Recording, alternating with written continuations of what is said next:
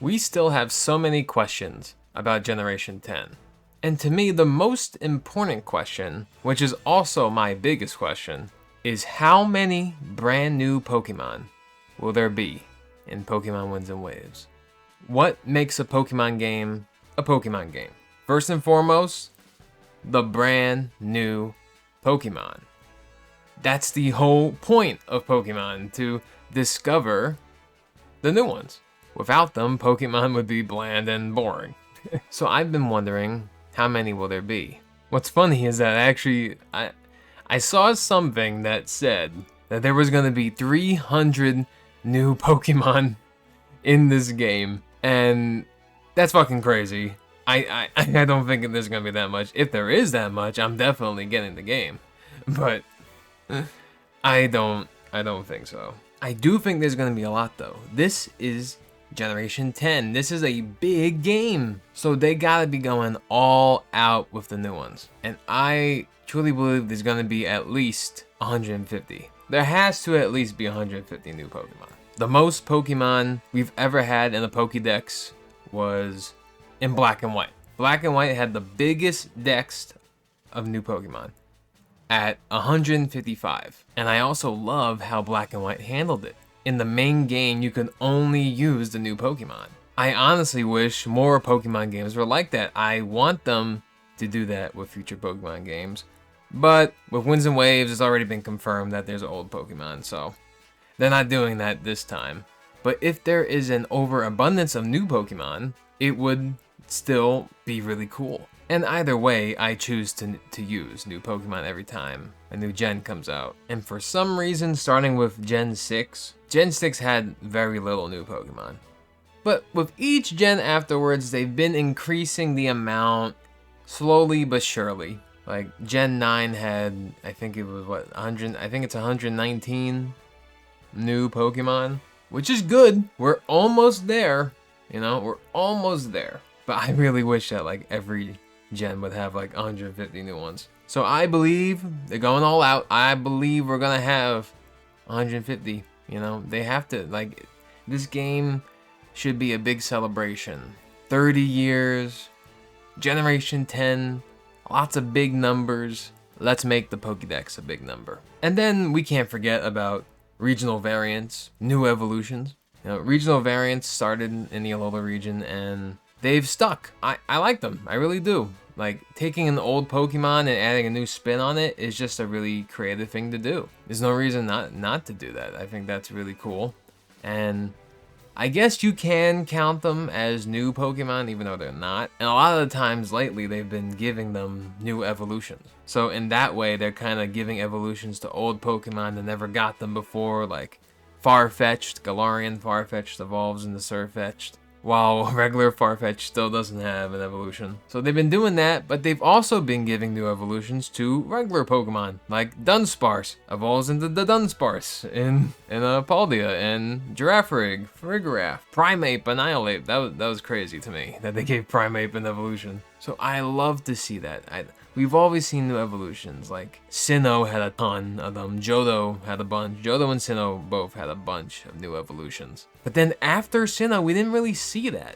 We didn't see that until the Galar region. So yes, give me new evolutions, give me some more regional variants. If they want to count that towards the new Pokemon, I guess if you do count that, like each dex has a little bit more new Pokemon, but I would count that personally as a separate number, Like if there was 150 new Pokemon and then like 10 or 15 like regional variants, that's great, But even if it's like 140, right? And then like 10 or 15 variants, whatever. I just want a high number of new Pokemon. Please give that to me.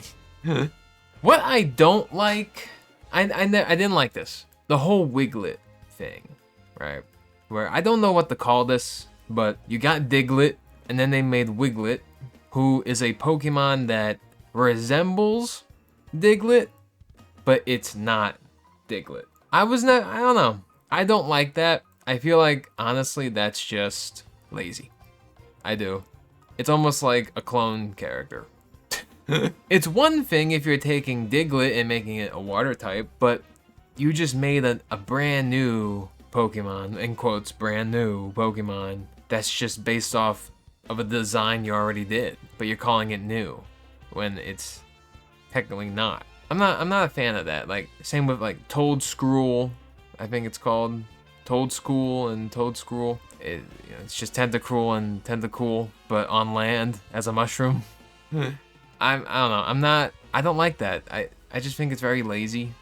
I would rather them just not do that and just stick to the regional variants and stick to the new evolutions and the brand new Pokemon. I don't like that. Some people might, you guys might like it. I feel like it's just lazy. I'd rather them not do that. I'd rather them just come up with fully unique new designs. And if you're gonna do that, just make it a regional variant. Like, why? Like, why you gotta try to be different? Like, just make it a fucking regional variant. They could have easily just made it Tentacool and Tentacruel, but Paldean form, and they're on land.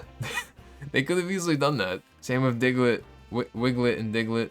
It's just like, it's just the same fucking Pokemon. And I think they have like the same stats too, right?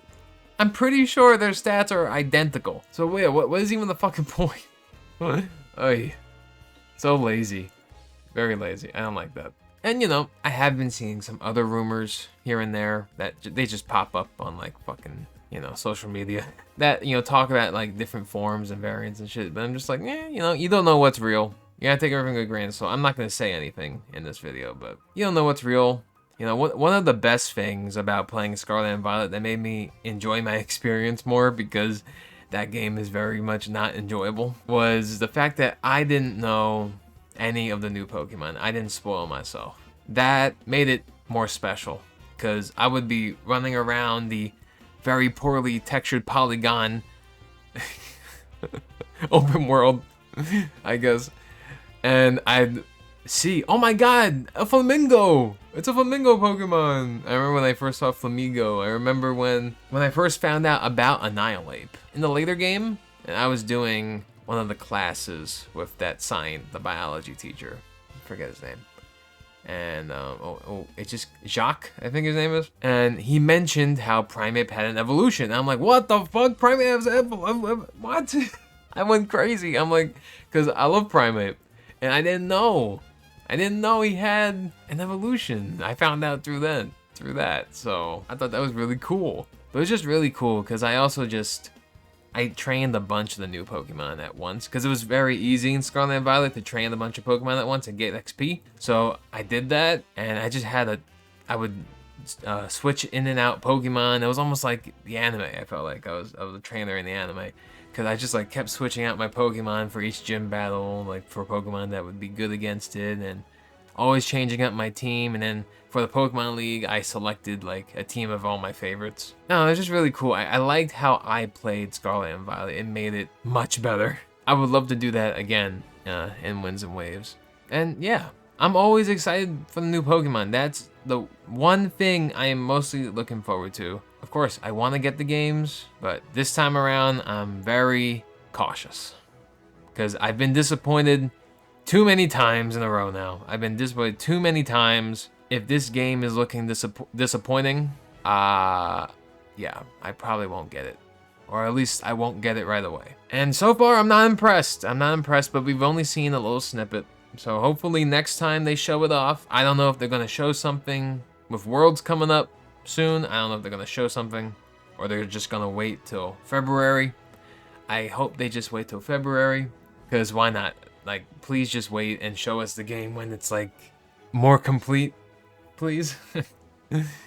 I would prefer that. But I love the new Pokemon. Like, I even love fan games. Like, when fan games have Fakemon, like, they make their own Pokédexes and stuff. I think it's just really cool. Because I've done the same thing. I've created, oh my god, I've created so many original Pokemon by now. Because I've created a bunch of different concepts for new games and whatnot. Which I hope to make some of those a reality one day as a fan project. But yeah, I love when they do that, because that's what Pokemon's about, man. That's what makes making a Pokemon game like fun, I would think. Coming up with the new Pokemon, creating them, and I've come up with creative ones, and I've come up with, more basic ones, but they still work because they would feel like they're actual Pokemon. I have not seen people come up with the same concept twice. I really haven't. Like, and it just goes to show how everyone's creativity is different. If you describe, like, okay, make a Pokemon based on this, every single person will have a different idea. Or if they have similar ideas, they will go about it in different ways. It's really cool, the creative process, you know? And how we're all similar yet different in that way. Like, there's just endless ideas, endless creativity, endless imagination. Pokemon, you know, really proves that. Like, we're over 1,000. There's like 1,025 Pokemon now. Like, there's over 1,000 Pokemon. And then there's forms for Pokemon, too. In, like, Mega Evolutions and stuff. There's just so many ideas, and, of course, not a lot of Pokemon's ideas were good.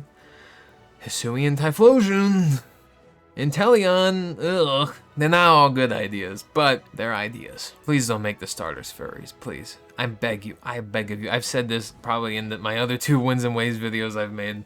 Please don't make them furries. Like, I want to pick the cute fire puppy, please. Don't make it a furry, please.